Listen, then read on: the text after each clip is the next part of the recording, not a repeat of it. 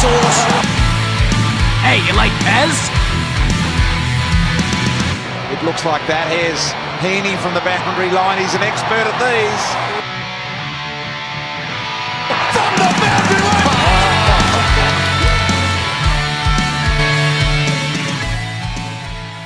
Hello and welcome to Behind the Boundary podcast. I'm your host Pez. I'm here with Sauce, and this show we are going to be doing our 2021 ladder predictions. Hey guys, this is one of my favourite shows because it's the one time that actually there's no proof there, and we get to flog our opinions, and we get to say how good the certain teams are and how bad they are.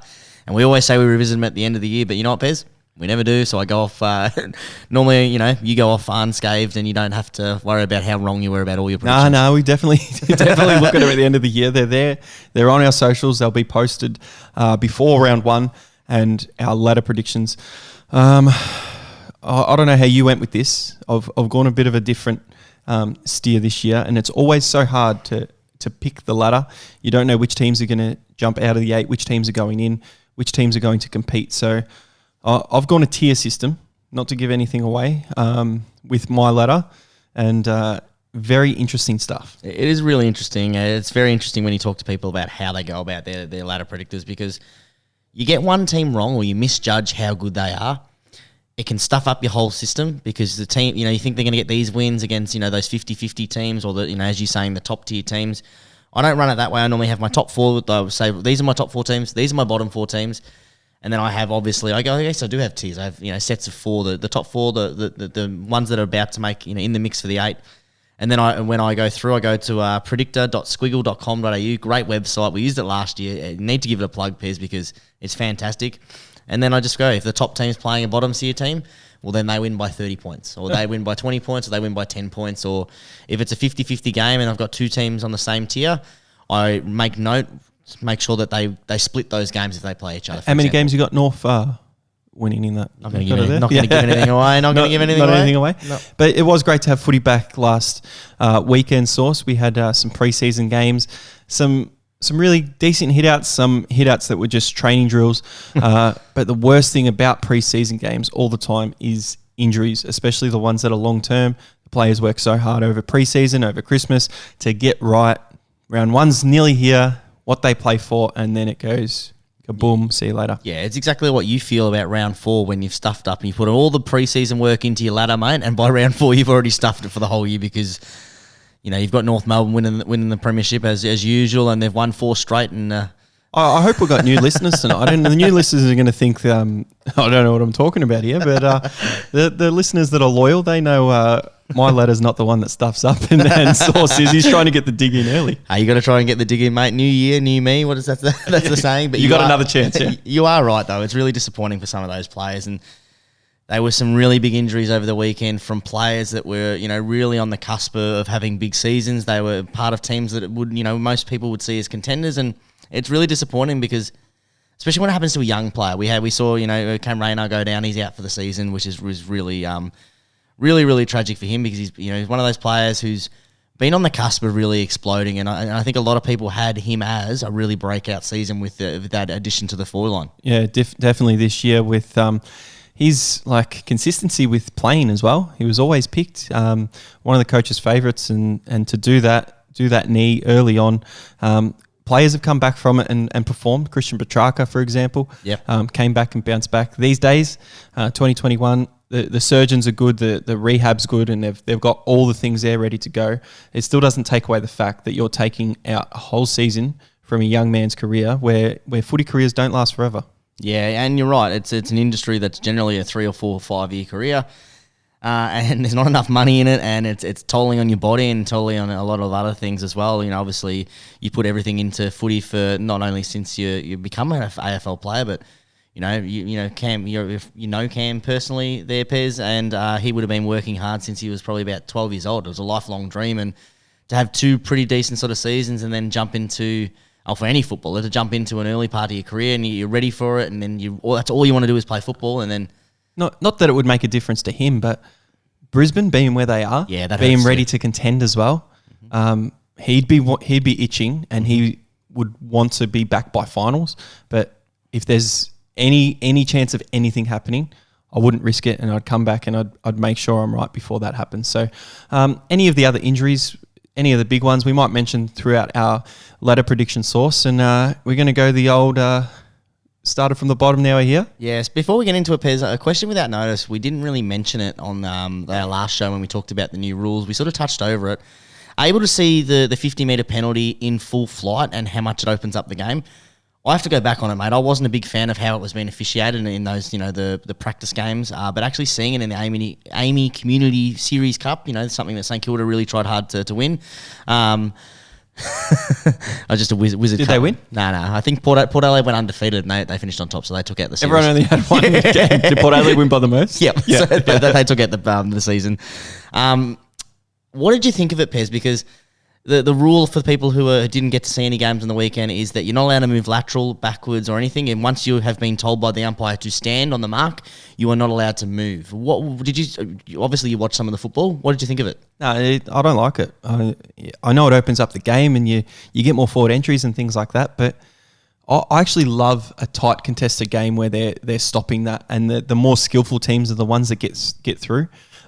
Traditionally, growing up with footy and having it change all the time, it just gets really annoying and old for me. So I know I'll still love footy and I'll get used to it, and it'll become the norm, but it makes other things pretty tough, your predictions and things, because it could suit some teams more than others depending on their run. So for me, it's still a no, but I think it's something we're going to have to live with. Yeah, you're right. It's something that I am still 50-50 on, and after seeing it in operation and listening to a lot of experts talk about it, you are right. It definitely opens up the game a lot more. It definitely favours teams that are great at rebounding, coming off that switch of the football. And those fast-running teams really, really blew teams out of the water. Did we see a rise in scoring? In some games, yes. In other games, poor skill level is still going to be the product of goals, and there are a few teams in the league that the skill level is just not going to result in that. And those fast turnovers sometimes actually make the game look more scrappy because it goes back and forth. But Yep. It definitely opened it up. I'm not going to harp on too much about it, but I can't wait to see how it develops during the season, and hopefully it doesn't cost anyone a chance of winning a game, because that's what we saw last year when they brought in those new rules. Yeah, well, I don't like new rules. I know they've had to change things like to protect the head and things like that, and they've got to do what they've got to do. But in some cases, you've just got to go, you know what, our game's great. Let's leave it as is. The coaches are always going to try and be defensive. That's natural. But so we're just trying to stop that. So the coaches do one thing, and then the AFL has to go, all right, what can we do to make more scoring? And then the coaches will stop that. Mm-hmm. And then they'll go, what can we do to make more scoring? What will our game look like in 10 to 15 years? Not happy with that. Love the AFL now, though. So our ladder prediction, get excited. Let's get into it, Pez. All right, 18th. Am I starting? You can start, Pez. That's why I said let's get into it, Pez. Can we do first through to 18th? I want to build the anticipation for putting North last. No, so you've already ruined it. So let's get it over and done with. For all North Melbourne supporters, the next 40 seconds is going to be absolutely horrible.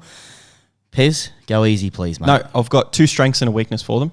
Okay. Oh, here we go. 2 strengths, yeah? These are going to be sarcastic. No, not sarcastic. I'm being dead set serious. Finally started a rebuild. Yep. Really big tick. New coach starting from scratch. Really, really love it about North. And their biggest weakness is they've got the weakest list in the AFL. So have fun on the bottom of the ladder. Yeah, I've gone a different way, Pez. I've gone 18th being Adelaide. I thought they were absolutely trash on during the Amy Cup. I do agree with what you're saying, North, and I'm going to just spoil it here. That's why I've got them 17th, and I bet you've got Adelaide 17th. Correct. Yep. I just think that they scrape in a couple more wins. Adelaide, whilst their list... Well, North's list, while it is not very great and they're probably the worst list, they do have a little bit more experience in positions that matter. I think they've got Todd Goldstein in the ruck. They've got some, like Luke McDonald, who goes through the middle. He started to put in a couple more consistent efforts. They've got Uganaki or whatever his name is through the middle that they've been harping on for the last couple of years. They've got some decent sort of strength around that forward line. They're still going to get scored on a lot, but I think that Adelaide, they're just a lot younger than North Melbourne. Oh, well, there's our first disagreement. I'll tell you the reason I've put Adelaide above North, not because North is trash, but Adelaide, they're going to have half of their games at home where teams are travelling, and I think they're going to be able to pick up 1 or 2 wins there, whereas North, it's very hard to see them actually winning a game. Yeah, I only had them winning 2 wins. Yeah, exactly right. And I think they split one against Adelaide, and I think I gave them one against, I think I can't remember what I did. I think it was one of those. You'd be generous. I think it was once again those Melbourne teams. One of those one of the other Melbourne teams that are down the bottom. So speaking of moving our way up, 16th, Pez. Let's keep it moving. Let's not focus about the teams that are. I'll tell you, those 2 teams, they're my bottom tier, and then I've got a little line there to separate the next 2 teams, which will be my 5th tier. So my next 2, I'll round out the bottom 4 for you, Sauce. I've got the Hawks all the way down at 17th in Alistair Clarkson's final season of his contract. And Essendon supporters will not be happy with that, but a bottom 4 finish for me. If you think Essendon fans are not going to be finished, I've got them 15th. The 16th, I've got a bigger supporter base that are not going to be happy. Not Hawthorn.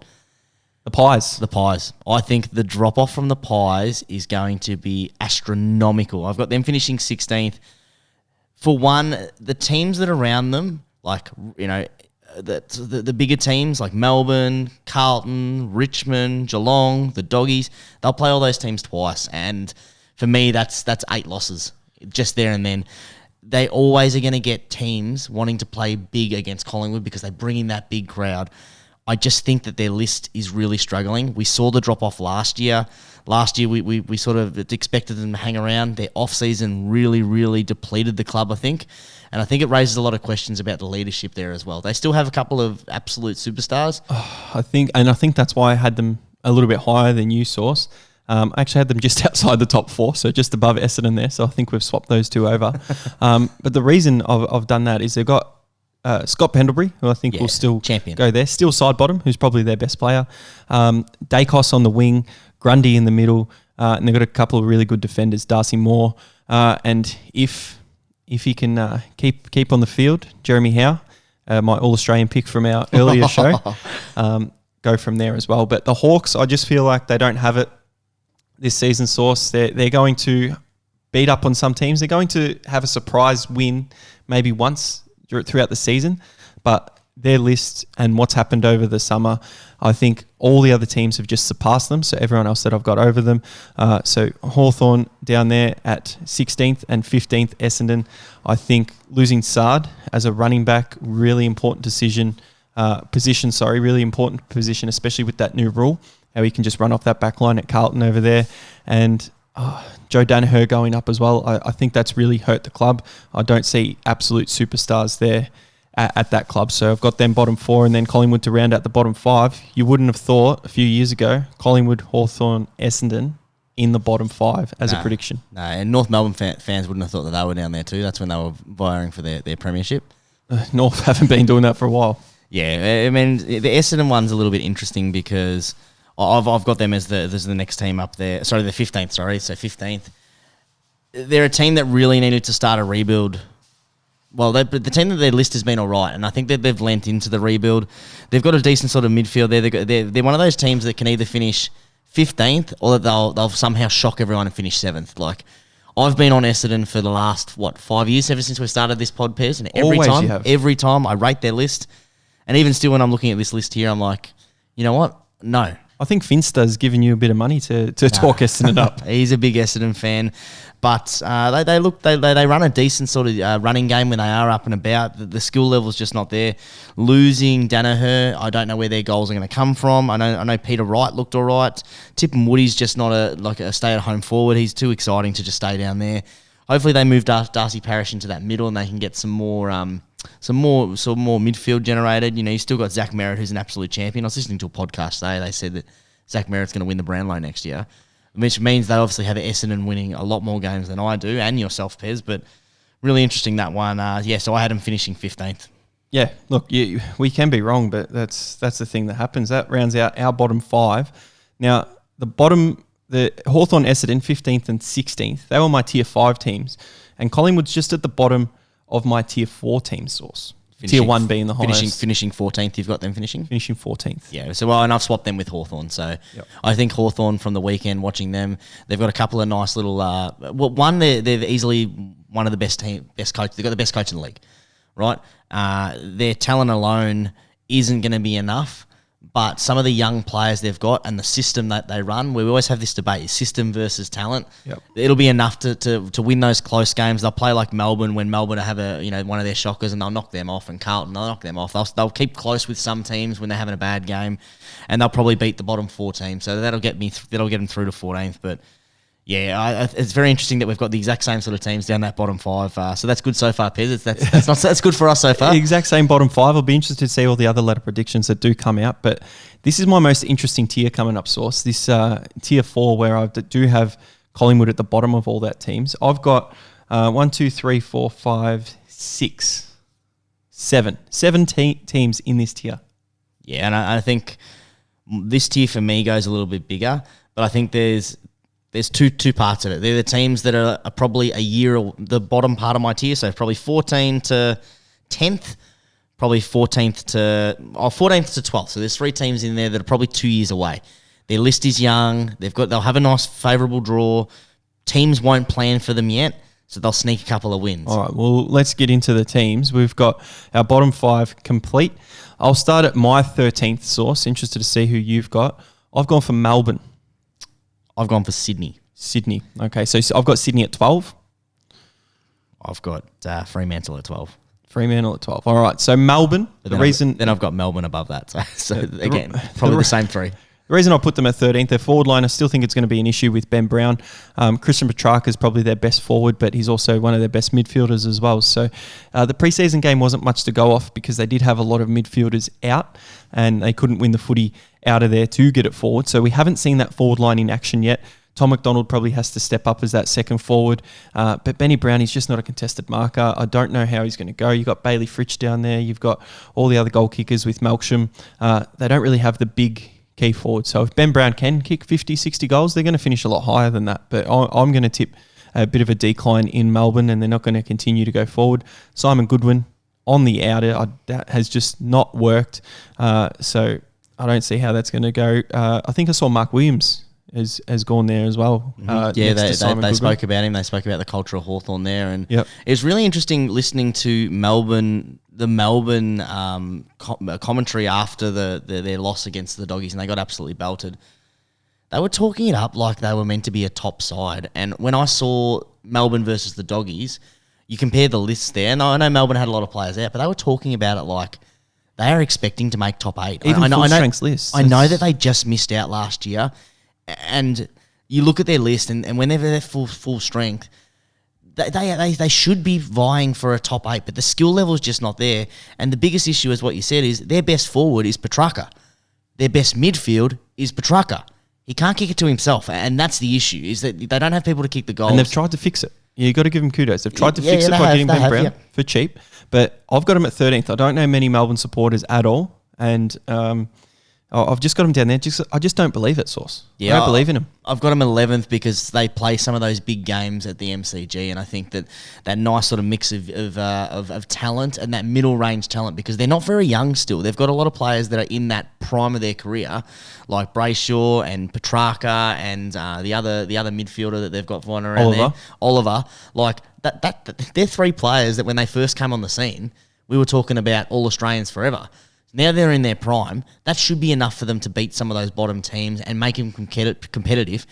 As you said, they can work out their forward line. They'll be all right. I said that I had Sydney there, and I think that Sydney surprised a lot of people last year. They've got an amazing list. And what's promising about Sydney is that they've got so many players under the age of 25 that are elite, like Isaac Heaney, Papley. Did you realise Papley was 24 years old?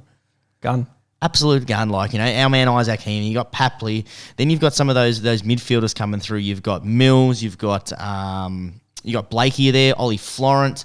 You got Jordan Dawson there. You got Rampy's he's a bit older now, but that's where they've got that nice sort of mix of experience and youth coming through. They play an exciting brand of football.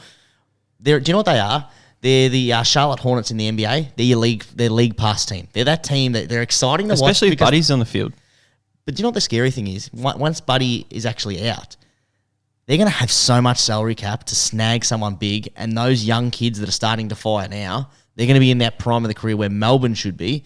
The problem is Melbourne doesn't have any money to go and get someone. So Buddy comes off the books. They're going to get this nice big forward to replace it, and they're going to be primed up for back into the mix for, premiership contention. Well, the reason I had him at 12 is just the Buddy factor, because without him, they're going to struggle still. I think they need some more years of development, but put Buddy in Their there. forward line's not bad though. Like they're going to win more games than Melbourne and Collingwood. And the likes. Like Sam Reid and Sam Wicks, the two Sams up there. They showed some decent potential there when Papley started to get that number one defender. They got a couple of people that pop up and kick some goals. You got your mate Robbie Fox. Like he's an absolute gum coming off that half back. Yeah, I hate to say it, but one of the worst in the league. I hope he can. Continue and build on that. But you don't like seeing the ball in Robbie Fox's hands if you're a Sydney supporter. All right. Speaking of teams that you don't want to have them in their hands, who did you have for? What are we up to now? 12th. Well, 12 was my Sydney. So that's what I was for me. For me, it was their Fremantle. So, and I'm guessing you had Fremantle at the next one up at 11. No, a little bit higher. Yep. So for me, with Fremantle, they're the team that I think that they snuck a few wins last year, not only through the defence, but through that aspect of that most teams thought they were going to be trash. Most people thought that they were going to be down the bottom four, and they just didn't plan for them. They got the Subiaco Oval, or whatever they call it now. What is it, SBS Stadium? SBS. That's really hard to play in. They are a really strong young defence. They've got one of the best footballers in the league coming back off an injury. They need to organise their ruck situation. But other than that, they don't have a forward line. They've got Mick Walters down there. He's probably their number one forward. But outside of that, I don't know where a lot of their goals are coming from. They had it was Tabernar last year that really yep. that again came out of the gun really early. But then people started to work out, okay, well he's their number one forward. We've got to tag, or we've got to defend. So I think that last year they snuck a few games that they shouldn't have got because people just underestimated them and they kept the game low scoring. Now people know that they're one of the best defensive teams in the league. They'll plan for that. They'll go in with that with a game plan, and that'll sort of slide on the decline with some of their wins. I just think I don't have them much higher. I've got them at 10th, so fighting for that spot in the 8. Just with Nathan Fyfe there, one of my favourite players to watch. He's just so good, and if he's in the game, you've got a chance to win. Their weakness is their forward line, as you said, Sauce. They've got Tabernar and Walters to come back in, but I think they're young players as well, and the way they were coached last year, I really enjoyed watching Fremantle games, and I really like where they're going. So Chera and Aish on the wing. Brennan Cox found his form in defence as a centre-half back there. Joel Hamlin is a premiership defender, and Luke Ryan cuts off those intercept marks and kicks it forward. But a big gap in their forward line, but I think they can get enough wins. I'm going a little bit bias with the travel over to Fremantle as well. They didn't finish that high last year, so I think they got a favourable draw and pick up some wins over there that would be 50-50 games elsewhere. Yeah, most definitely. All right, so 11th, I had Melbourne. You sort of touched on Melbourne a little bit. I think I just had them a little bit higher, not much higher. I think all these teams here I had finishing on 8 wins, so it's just a little bit of percentage boost. Realistically, as I said, I think that they're at that age group right now. They're midfield where they are meant to be in their prime of their career. The problem with Melbourne is that they never took that next step. They were no good. They showed promise. They became consistent, but they never took that next step. Like James Harms, he's one of those players that needs to take the next step. They've got one of the best ruckmen in the league in Max Gawn, but he needs to start to play more down defence, and they're actually experimenting with him being a bit of a forward target as well.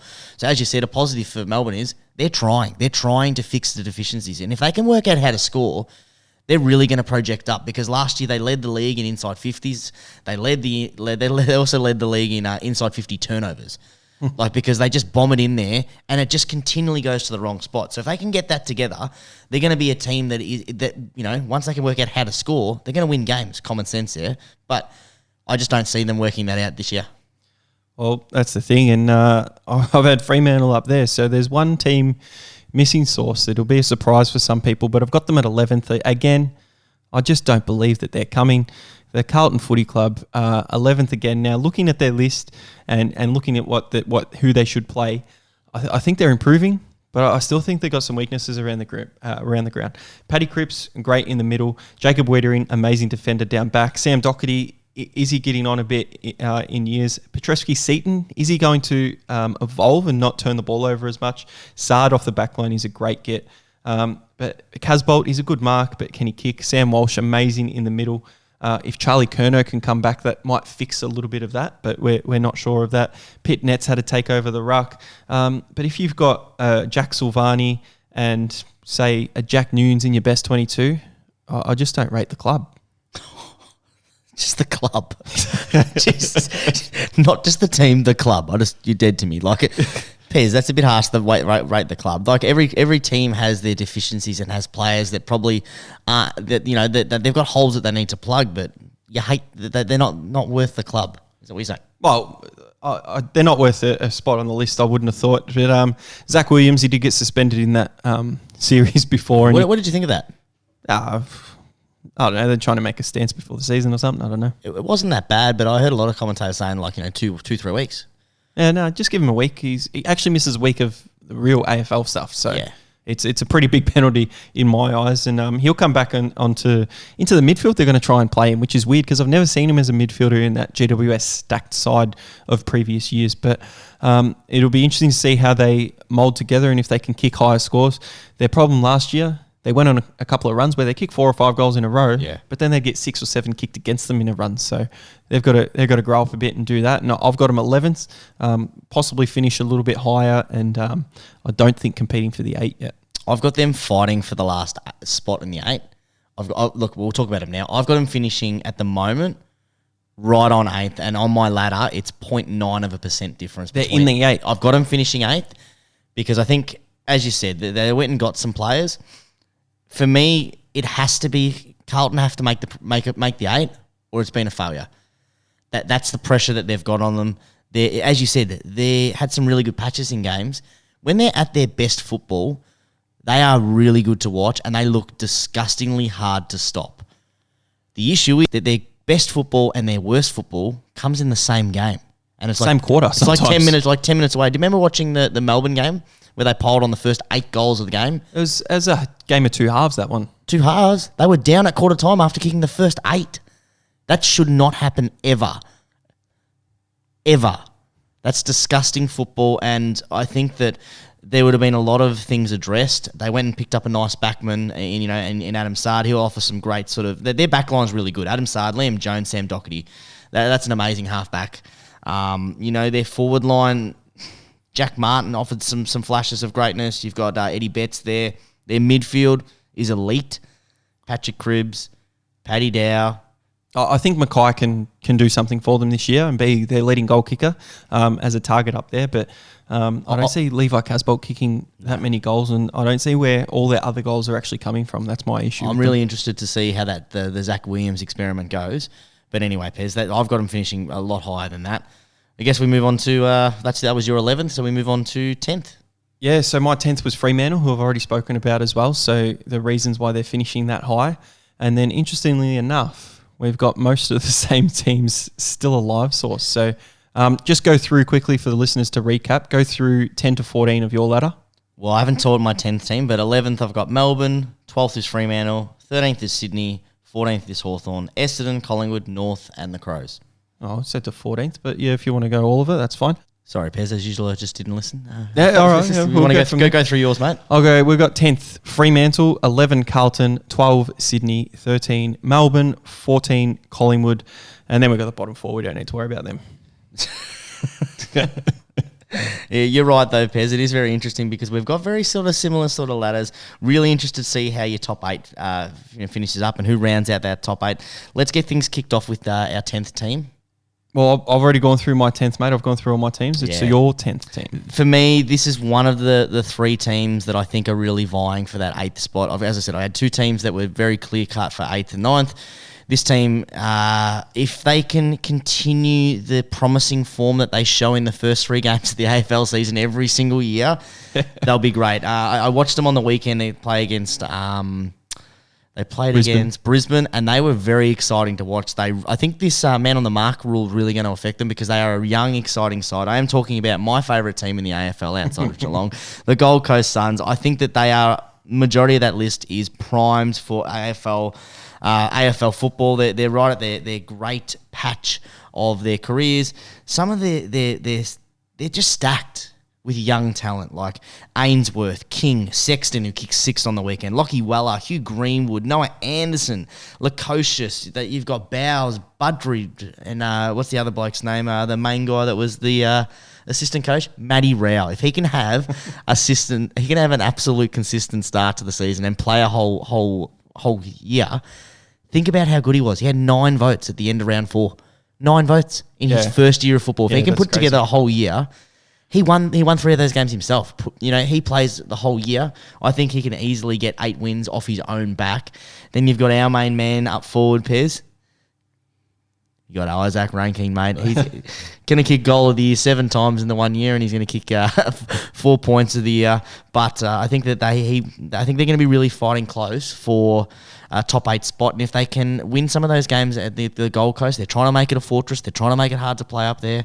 That should sneak them in. But at the moment, 10th, I think they're 1 year away from making the 8. Well, look at that. I've only got 9 teams left, and I've still got your Gold Coast Suns left, Source. So I've got them finishing higher than you. So you'd be excited about that.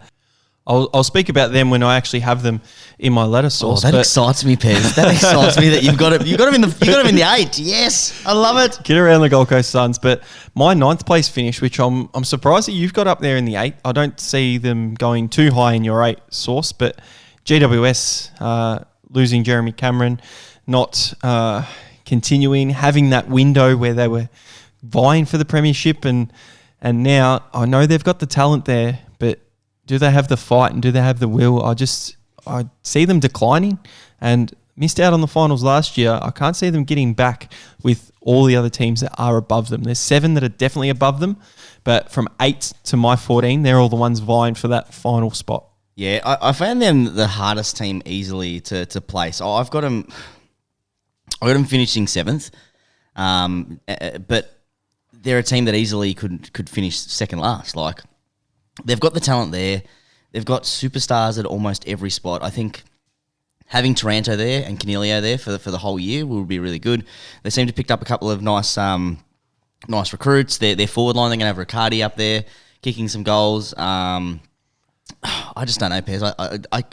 You look at that list, you look at that talent, and you're like, your window's still open. I see, and I've been the biggest GWS believer over the past few years, and even last year, when they weren't in the 8 and they were fighting for it, their list was just too good not to go with it, but they couldn't get the ball down to Jeremy Cameron. They always had to send him up to the half back and the wing to get the footy, and now he's not even there, so I don't know what they're going to do. Harry Himmelberg's not a first forward. Jake Riccardi's too young to be that first forward. Toby Green's going to be their first option, but he's also a gun midfielder as well, so I just don't see where their goals are coming from. Phil Davis is a good one-on-one defender, but does he help out the team in all those aspects, being one of the ex-captains of the club as well? Haynes, amazing intercept marker and things like that. But Kelly, Canelio, Ward, I don't know if he's getting on a bit, and Hopper and Taranto, really good midfield. Bruce hopefully can play some games and actually get a number 1 ruck spot. I don't know why he went to Melbourne under Max Gawn. That was a stupid decision, I'd say. You can't see Mumford containing that number 1 ruck spot. No, well, I don't think Mumford's there to retain it. I think he's there to as a backup again. He's already retired once as well. So Yeah. See, but for me, as I can't said see last it. week on the show, Pez, Haynes, Whitfield, Kelly, Canelio, and Toby Green, Taranto. 7 potential, at their best, not even debating All Australians. yeah, I think Jeremy Cameron's too big a loss. I think that they get enough goals from sort of Finlayson, Himmelberg, Riccardi. If he, hopefully Hogan can give him 10, 15 goals and can stay fit. That's the one big if. If Hogan can replace Jeremy Cameron and they can actually get the ball inside 50. Because they get the ball in there a lot. They get the ball in there a lot. The problem was last year is that the Jeremy Cameron was leading to the wrong spots. Yeah, and last year I feel like they didn't get the ball in there enough, Source, last year. They had it 34 times instead of 50. If they have it 50 times, they win with that forward line last year. This, I'm not so sure about. I've got them finishing 9th. I've got them competing for those spots. But yeah, that rounds out my bottom 10. Your bottom 10. All right, well, that's sort of... I've got 2 teams now that are in the 8, and you haven't got them there. They're outside your 8, so we're going to have 2 teams different in our 8, which is really exciting. Oh, and your 9th team, Pez. Oh, that was my 9th team. Oh, your 9th team. Oh, my 9th teams. That, as I said, the team that I had equal finishing 8th, basically, and just by percentage missed out. I spoke about this last week, Pez. You already know where I'm going with this one. It's the West Coast Eagles. I normally would say that they win half their games because of the Perth factor, and that's exactly what I've got them. I've got them winning 11 games, and to me, 11 games is just on the cusp of the 8th. It's not going to get you a guaranteed final spot. And the teams that they play at home this year, they play Western Bulldogs, Brisbane, Geelong, Port Adelaide, Richmond, all over there in Perth. So they're going to be not just walk-up starts. They'll probably beat a couple of teams down the bottom. I just don't see it. I think last year was a sign of things to come, and they're starting to decline. I know that they're, 4 years removed from a premiership? 4 years removed? No, 3 years removed from a premiership. I just don't see it, Pez, this year, and I don't know why. You never need to get this gut feeling, and no matter how many times you look at the list, you're like, I just can't see the wins. I just can't see it. That's unbelievable, and I can't talk about West Coast yet, but when I do talk about West Coast, I'm going to have to obviously disagree with you because I've got them in the finals and you don't. So it'll be interesting to see who has the last laugh towards the end of the season. No, I mean, it'll be probably you, but I just can't see it. Like, we always say, you know what, they win at least half their games, and normally they play a lot of those, the teams that are struggling over there. They play Fremantle twice, so look, it's hard. I can't not speak about them now. So I think they're strong all over the ground source. Tom Barrass, Jeremy McGovern as their two big key defenders. Brad Shepherd, Shannon Hearn as well down there. Liam Duggan off the wing and Andrew Gaff been amazing. Tim Kelly in that middle, along with Shuey Dom Sheed. And Elliot Yeo is injured and yet to come back. So when he comes back to that team, Nick Natnui stays fit. Amazing midfield. The forward line, Jack Darling, Josh Kennedy. Yes, they're getting a little bit older, but geez, they're amazing. And Liam Ryan, Flying Ryan, with Vardy, he can be a backup as well. Petruccelli, they've added in Alex Witherden, who can go across half back as well and hit some targets. So I just don't see them not finishing in the 8. Yeah, as I said, there's something about it that I think last year was a sign of things to come. They were super inconsistent last year. They lost against some teams that they really shouldn't have lost against. And they had a lot of those players there. I know that they continually were saying, we're out of our hub. I just don't. I think that they win half their games, and I think it's just not enough for the 8. I think that there is clearly 7 teams better than them. Well, there's clearly 5 teams that are better than them, probably 6, and you can probably push it out to the other 2 for battling for it. But as I said, they finish on equal wins as the 8th team, 0.9 behind Carlton, so they could easily just swing in through percentage. But yeah, at the moment, or for the start of the season, I just don't have them in there. So you've got Carlton there as your 8th team, obviously, who we've already spoken about, and Gold Coast, who my 8th team, who we've already spoken about as well, and I've got them in those finals, and I can see the big smile on your face. I love it. Jumping on board the Suns for many, many years. But that 8th spot down to 14th, as I said, that's my next tier. So that's my tier 4 teams. So I've still got 3 tiers above them. So everybody else that I haven't mentioned yet, the top 7, I've broken them into 3 tiers as well. Yeah, it's very interesting because the top 6 for me, super clear top 6. The order could completely change. I could easily see the team finishing 6. I've got finishing top, and I could see the team finishing top, finishing probably second actually. So, but the order is yet to be determined. But I would put a lot of money on having these 6 teams in the top 6. Wow, that's pretty crazy considering one of my top 6 teams is not even in your 8. So no. GWS I had finishing 7. Yeah, one of my top 6 teams is not West in Coast, your West 8. Coast. Yep, sorry, Yep. my apologies. Well, let's get onto it. Who'd you have? So I'm going to speak about 2 teams. So this is my tier 3 teams, finishing 6th and 7th, and it's St Kilda and the Western Bulldogs. 7th finishing Sydney, St Kilda, or St Kilda would finish on top of them, 6th, and Bulldogs 7th. All right, let's talk about the Saints first because I've got the Saints at 6, and I think that's 100% right. I think their list is really good. They showed a lot of promise last year. I think their fixture's really favourable. You can talk a lot more about them, but I think that they're a team that is exciting to watch. They've got a lot of players that took the next step last year, and I think that a lot of the players will take that to continue to get better. I like their forward line: Rowan Marshall, Max King, Mr. Butler. It's really disappointing that that Paddy Ryder's going to be out for a little bit of the season, start of the season, but their midfield got better. They got Brad Crouch, you've got your mate Hunter Clark, who I think really is going to solidify in that midfield. Definitely. Jack Steele's an absolute gun, and Bradley Hill, who was inconsistent, he can build some consistency in there as long as with Hanbury as well. They're a very elite midfield with a mixture of experience, skill level, and exciting young talent. They got good talent, and they're actually changing up their position. Jack Sinclair, we saw him at halfback in the preseason as well. Jimmy Webster, forgotten man, he actually can come back into the lineup if he can get into the best 22. Nick Caulfield, amazing set marker. Ben Long goes hard at the footy. Dougal Howard and Callum Wilkie, not household name source, but Dougal Howard is a absolutely good, good defenders because they just get the job done. And the forward line, I've told you Max King's kicking 60 goals this year, and I definitely believe that. The centre half forward position is where they're going to struggle a little bit. If Tim Membry can keep that spot and do that, do they bring in a Sean McKernan to try and do that? I don't believe they're going to bring a North reject like Mason Wood to be a permanent member of the team. But what about your man Loney? As a centre half forward, yeah, sure. We'll That's an in joke. Sorry, lads. we'll get Loney. He'll get in the ruck because we don't have a ruckman at the moment. But yeah, I just think that they can finish 6th. I know a lot of people are talking them up. They probably could compete for the top 4 if they win 2 or 3 games early that they're not meant to win, and then they go bang, we're on here. But I don't see it happening at the moment. 6th building, and the list is still on the rise. It's not like they're at the end of their window. They're just starting. They just won a final last year, and they've got to continue to go up. They've got to really compete in that second week of finals this year to have any success. And I think it starts before that, Pez, because the final and the way that played out was an absolute pinnacle, an absolute summary of your season, and it's the biggest thing that you need to get over in order to be a legitimate flag contender is consistency within games.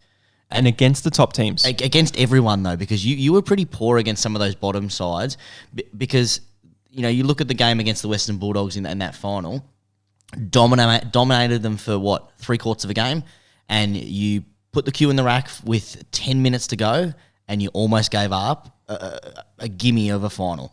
And against the good teams, you let it slip away. Against the bad teams, you let it slip away too. We did North round 1 or 2. Fremantle. Six games up. Fremantle. 6 goals up. 6 games up. 6 games against North. Well, that'll get you into the top 4, mate. But yeah, Fremantle as well, 6-goal lead, and they gave it up both times there. So Carlton as well. I think you had it against Carlton, where I think this first quarter you had a pretty decent lead, but you end up getting over them by 10 points in the end. But probably pretty easy against Carlton. I would have imagined. I don't remember any funny business there, Source. But 6th and my 7th team, the Western Bulldogs. Do you have them there as well? Do you know what's really funny? When I did my ladder predictor of where they finished, the Bulldogs for me are a team that continually has had excuses. And when I did my ladder predictor on wins alone, I had them finishing 2nd. Right? Their list is really good. I think that they're very poorly coached, and I think that they've got players in there that for the last 5-6 years have just been coasting. Their list is elite, and I think the one thing that really suits the Western Bulldogs is this new 50-metre rule, or the man on the mark rule, because what it allows a lot of their half-backers to really push the football. They've got 2 of the best half-backers in the whole league. Caleb Daniels, one of the best kicks in the football, Bailey Williams. Marcus Bontempelli, we said this last year. Bailey Williams isn't a half-backer though. He's a midfielder. He's named on the half-back. That's where he starts. That's where he gets named on. Now when you've got what's his face that goes in there, because they're followers. You've got Bailey Smith, Josh Dunkley, Lockie Hunter, Tom Liberatore, Jack McRae, Adam Treloar. That is a stacked midfield. And if they can work out how to get the ball moving forward, not lateral, they'll win a lot of games and they will blow teams out quickly. I still don't know where all their goals come from, but I think a lot of their goals will end up coming from the midfield or just off that run. I think that Marcus Bontempelli, this is the year where he needs to stop being so touted as a flirting with a brilliant footballer. He needs to be in Brownlow best form because he's teased us enough. Hasn't got potential now. He needs to be starting to taking that next step. And for me, he needs to be one of the top 5 players in every Western Bulldogs game. Not just the last quarter, not just when he pops up as one of the elite forwards. He needs to be really dominating. And I think with that midfield, he's going to really be able to run wild, similar to like Dusty Martin. I think that's the thing, and the hype is all around the midfield. And I do agree that it's a very, very strong midfield, especially with the big inclusion. You got Adam Treloar, obviously, but even bigger inclusion for mine is Stephen Martin from the Brisbane Lions. I know he's 32 years old. If you can keep him on the park, it's kind of like a Paddy Ryder at St Kilda. That's absolutely amazing for you because you can put the young bloke Tim English down there. He He's too thin still. Gets dominated in the ruck around the ground. Needs to learn to take an overhead mark. Like Needs to do something. And I think their weakness, and we spoke about it in the fan question episode in the off-season source, I don't see where their goals are coming from, and I don't like their defence. I like their Caleb Daniel, their Jason Johannesson, and the run they give. But they're not actual they're not defence, defenders, yeah. They're not defenders. And Alex Keith, I don't know if he's up to it against, the top 6 teams. Ryan Gardner, I'm a bit nervous about their defence. So they're really focusing on winning the ball in the midfield and going forward. If they don't win the ball in the midfield, I can't see him winning that game. So, and especially one of the defenders, Crozier, is down for 2 months. He's going to have surgery, so he's out for the first 2 months. But you're right. I like the move of them acquiring Adam Treloar. That's a great one. Obviously, they were trying to pick up some other players as well. They could not to be. He offers a lot of run in there, but we spoke about this in the preseason show. Is it too many people, too many mouths to feed in there? If they can work out how to be a football club that worries about just getting the ball forward and just running the ball, they'll kick a lot of goals from that midfield. This is the problem. Yes. The AFL media are going to be going, 100%. Josh Dunkley, he only got 12 disposals on the weekend where all the other midfielders had 20 plus. Is Josh Dunkley struggling for a spot? And the pressure's going to come on the Bulldogs through that, because maybe everyone can't get over 20 each time. But I think the most important player for the Western Bulldogs is not Treloar, not Bontempelli, not Stephen Martin, Aaron Norton. Mm-hmm. The big forward. He needs to actually show something. He needs to kick he needs to kick at least 2 goals a game, and then he needs to kick bags in those games where they need to win. Because if they don't get goals from somewhere, are they going to get them from Josh Bruce? Western Bulldogs fans thought they were at the beginning of last season, but now they don't even want him in the 22 from the ones I speak to. So can Josh Bruce he improve? kicked 7 goals last year, man. Yeah, 6 in one game. No, so for me, like when I originally did him, I had him finishing second, and I moved him down to finishing 4th. For me, I think that they are going to be young and hyped with a lot to prove. And as I said, I really hope that Marcus Bontempelli can take that next step, because when he is up and about, he's so exciting to watch. I don't think that they'll make any sort of noise in September. Like they could be a straight sets exit, but they play Etihad really well. They'll have a favourable draw because the AFL wants the Western Bulldogs to be successful. So I've got them finishing 4th. That's surprising to me. I'd bank on St Kilda finishing above the Western Bulldogs. I'd take that action. What are we going to put on that? Slab of the best. Yeah, slab of the very best. Let's get that done. That's on the podcast source, so you can't get out of giving me a slab at the end of the season. Yeah? I always pay up my bets, mate. I always pay up. There's up to 6. So now I've got the top 5 source. I've already spoken about this team, and so have you. I'll put the West Coast. They're actually in my second tier teams with what I spoke about before, with all that talent that they've actually got, the way they can play.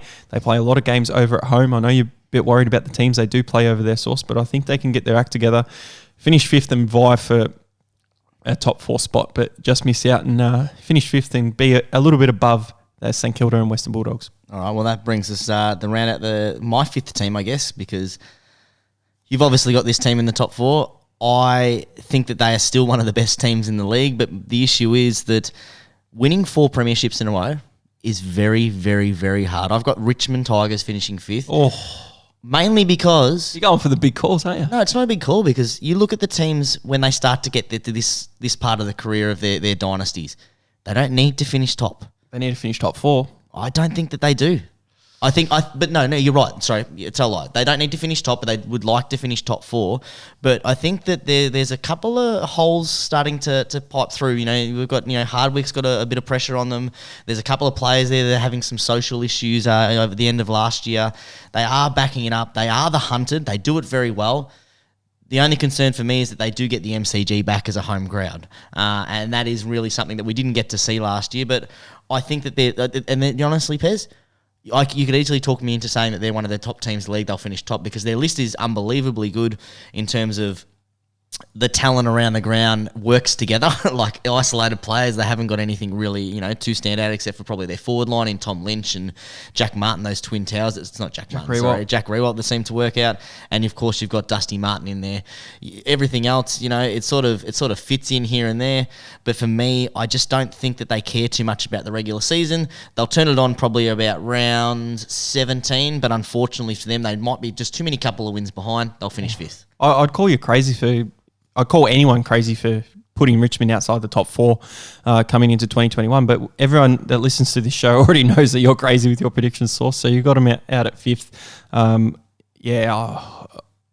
not backing you there. I don't have any. That's fine. I think, as I said, I think it's one of those things that if the Bulldogs do what the Bulldogs should do with that list, because if you look at that list, if they do what they should do, then they should win a lot of games. And well, say you look at the Richmond list. If I put them 2 side by side, Richmond Bulldogs, yeah, that'd be a massive. I'm in Richmond by 3 to 4 goals. 100%. But if they are vying for their first premiership, Richmond fly them off the floor. We see it with every dynasty. You look at the Brisbane one, the Geelong one. You look at those other teams that have been up there for long times. Hawthorn, when they start to get to the end of the dynasty, which you have to say that it's starting to come up. But they also start to get those players that are older and past their prime. You look at the Richmond list there; they work so well together. They're quite a young side. Yeah, maybe they could be the anomaly for the system. But I'm going on history and we'll see. That's the best thing about it. In a lazy 24 weeks, we'll see. This is my favourite thing about the ladder predictions because look at both of us and the people listening here will go, Pez is just disagreeing with these things that Source is saying and call him out on it, and Source is disagreeing with Pez and going, you know what, this is what I've chosen. At the end of the year, I'll either have egg on my face or I'll be right. You might get one right, you might get one wrong. Yeah. We'll see what happens. Yeah, you can have egg on your face, mate, all you want, because I'll be drinking the very best, mate, with the St Kilda and the doggies bet. Hey, the Saints have finished higher than the Bulldogs. This is going to be an ongoing thing for the season. So that gets us to our top 4. Now, our top 4, I've got the 3 and 4. They round out my second tier. And then I've got the 2 teams at the top, Source, who I rate as a first tier team in the AFL. Third, I've got your Pussycats, Geelong, and 4th, I'm going for Port Adelaide. Port Adelaide? Yes. That's really interesting because when you say top 2 tiers, I actually have those 2 teams, Geelong and Port Adelaide, as my top 2 tiers. In the top? I have them as the top tier. The top tier. The top tier of clubs. Yep. So let's go from, I guess you want to talk about third. So let's go, we had 4th as who, Geelong? Port Adelaide. Let's go Port Adelaide because I've got them finishing top. I like their inclusion of Alia. I know they've got the home games over at Adelaide Oval.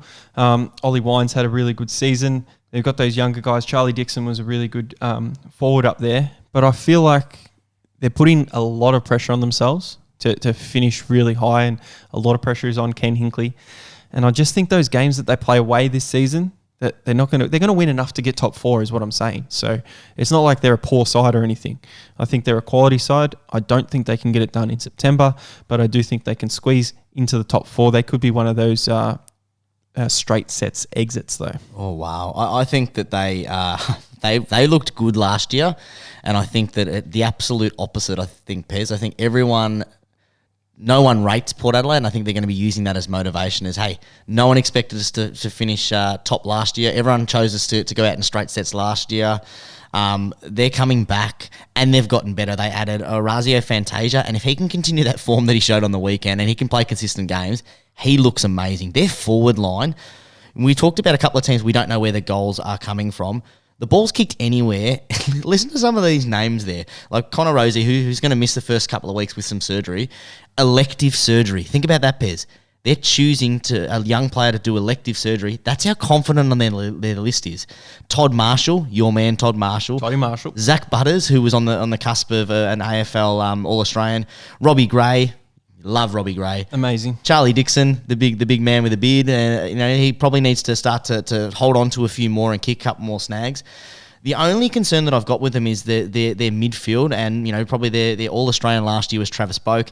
Can he do the same again at 33? You'd probably see Rockcliffe drop off a bit, but the young players around their ground, Tom Jonas, Tom Cleary, Darcy Byrne-Jones, they also added Alia, who seems to fit into that absolutely perfect. I think he fits really well into Port Adelaide. He actually. does. Yeah. He really does. And then you've got the other. We haven't even talked about their main sort of followers and their centres.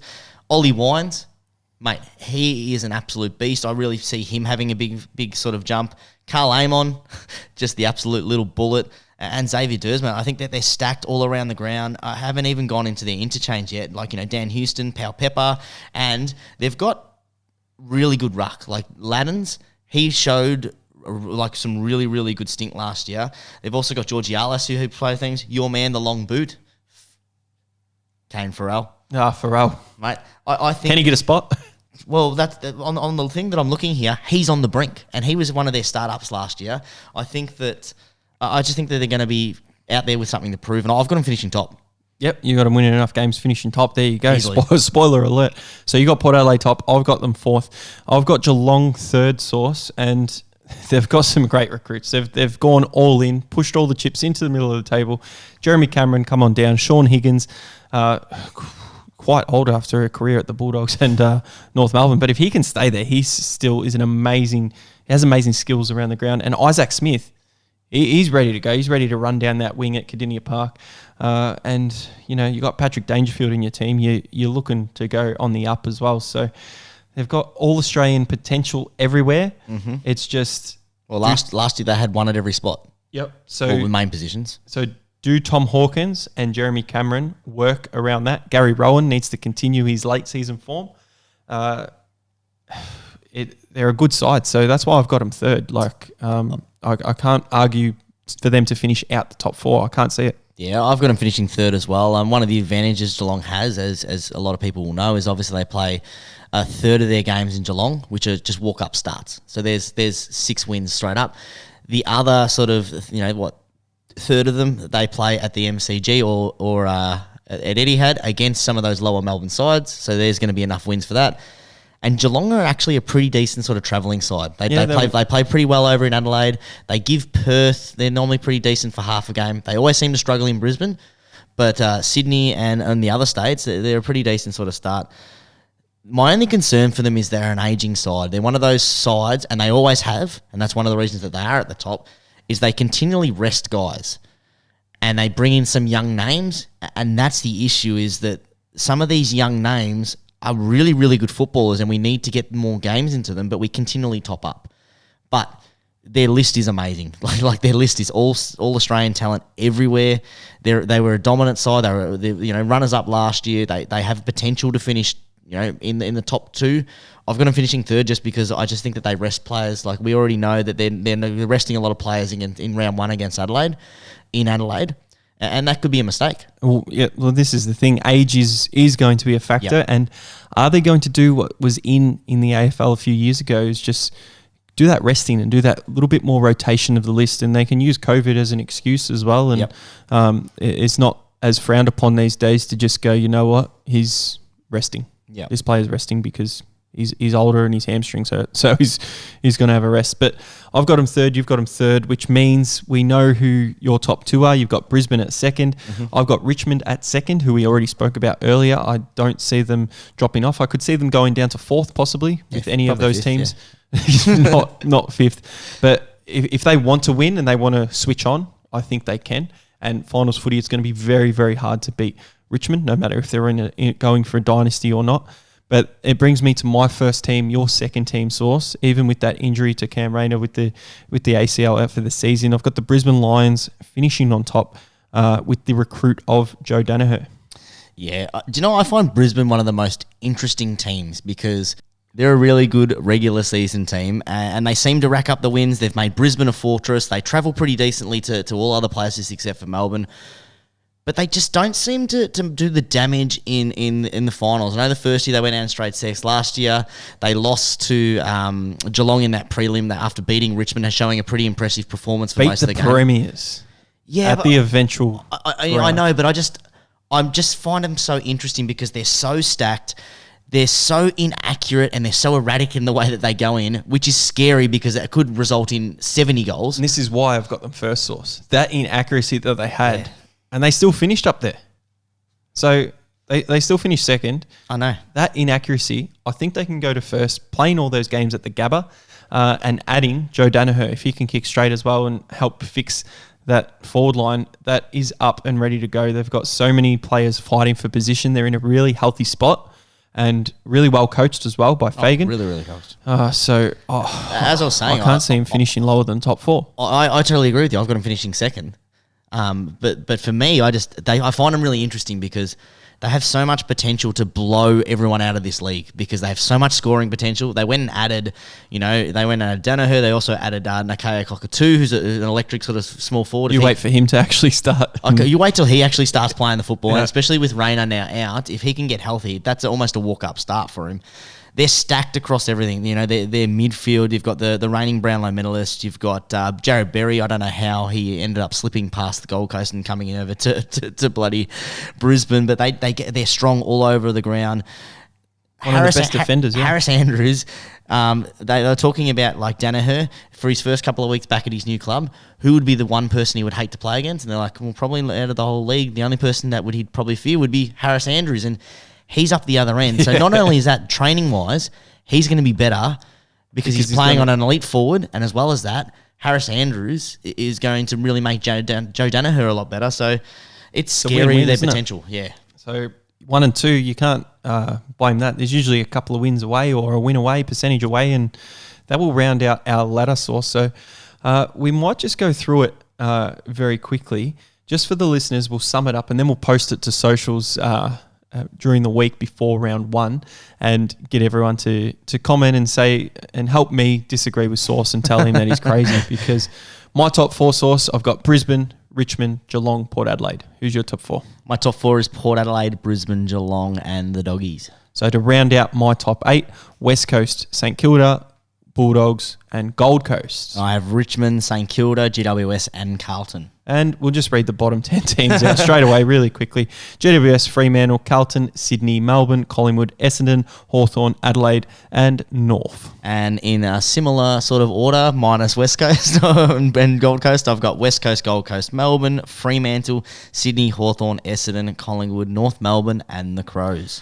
Well, now, Sauce, I know I really enjoyed that and I really enjoyed your little what I would call left field and what you would call what you actually think is going to happen. So hopefully the listeners really enjoyed that discussion and they're probably sitting there in their cars or at home and going, what are they going on about? I do not agree with them at all. If you don't, the best thing about it, you can get in touch, get involved on Twitter at Behind the Bound, Instagram at Behind the Bound and Behind the Boundary on Facebook. So Sauce, less than 1 week till footy. Oh, it's exciting. Getting really exciting. The NRL has just done it there. And make sure you get involved in our Behind the Boundary 2021 loser competition. Prize pool is going to be over $800.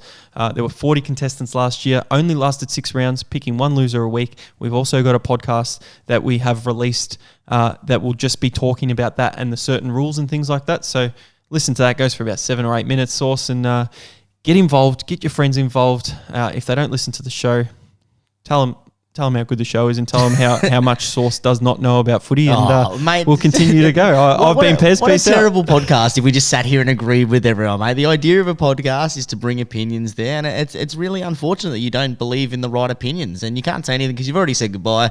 I'm still Sauce. We'll catch up next time. Footy is 6 days away. Pez is right, Sauce is wrong. Nope. No!